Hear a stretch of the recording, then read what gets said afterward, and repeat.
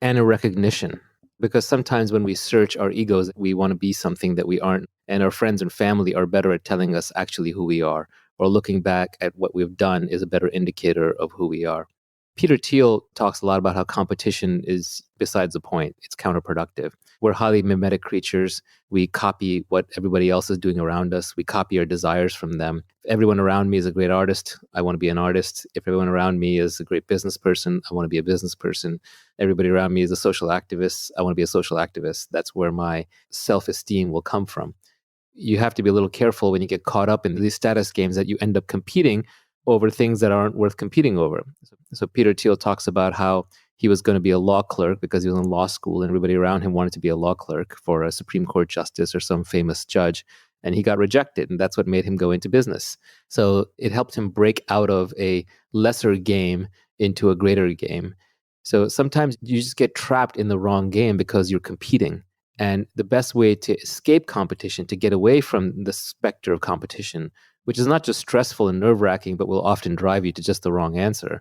The way to escape competition is to just be authentic to yourself. If you are fundamentally building and marketing something that is just an extension of who you are, no one can compete with you on that. Who's going to compete with Joe Rogan or Scott Adams? It's impossible. Is somebody else going to come along and write a better Dilbert? No. Is someone going to compete with Bill Watterson and create a better Calvin and Hobbes? No. They're being authentic. This is easiest to see in art. Artists are, by definition, all naturally authentic. But even entrepreneurs are authentic. Who's going to be Elon Musk? Who's going to be Jack Dorsey? These people are authentic, and the businesses and products that they create are authentic to their desires and their means. If somebody else came along and started launching rockets, I don't think it would faze Elon one bit. He's still going to get to Mars because that's his mission.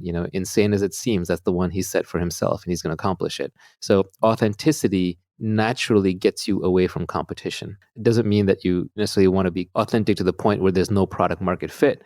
It may turn out you're the best juggler on a unicycle, but maybe there just isn't that much of a market for that, even with YouTube videos. So you got to adjust that somehow until you find product market fit, but at least lean towards authenticity, towards getting away from competition, and competition automatically leads towards copycatting and often towards just playing completely the wrong game. Especially in entrepreneurship, the masses are never right.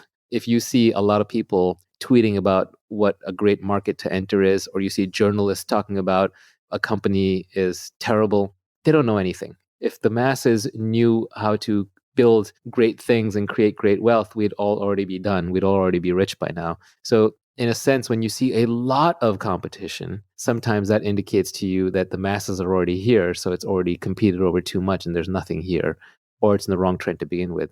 On the other hand, if it's completely empty, if the whole market is empty and no one's there, that can also be a warning indicator that you've gone too authentic and not enough on the product market fit part of founder product market fit. So there's a balance. You have to find it. But generally, most people will make the mistake of paying too much attention to the competition and being too much like the competition and not being authentic enough. And the great founders tend to be authentic iconoclasts. I hate to bring up the Scott Adams skill stack one more time, but I'll still bring it up. Do you think one way of getting to authenticity is not necessarily adding some random skills that you think might be important, but just really finding 5 or 6 various skills that you already authentically do and just stacking them on top of each other, and not even in any purposeful way? If you are expressing who you are, you're going to be expressing all these little 5 or 6 different skills anyway. That's really where life is going to lead you anyway. Long term, if you are good and successful at what you do, you will find that whatever your hobbies were, you're almost doing them for a living.